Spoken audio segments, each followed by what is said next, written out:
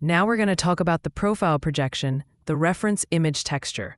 So as always, you want the shell mesh specified. The first order of business is to select your reference image for projection. Choose any 2D image. It could be line art from Illustrator, a side profile sketch, or even a photo of an original sample. What matters is that it's a clean, orthographic profile view.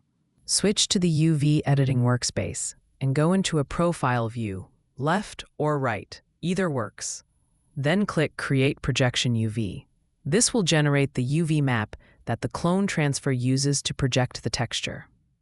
Next, edit that new UV to fit the reference image. Scale and position it so it fully covers the area you want to project.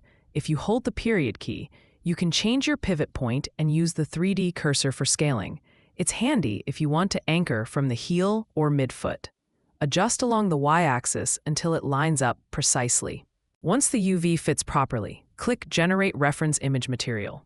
This creates the material slot that holds the projected texture map. It's the base you'll paint from in the next step. Now, click the third button to enter texture paint mode. This is where the projection takes form. Make sure your tool is set to clone. The projected design should be set as the source image, and the original shell UV should be assigned in the texture paint image slot. With those aligned, begin painting directly onto the mesh.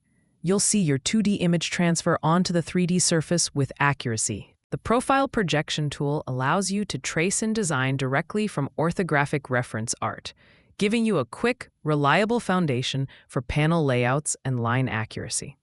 Once projected, you can move seamlessly into your modeling or pattern work.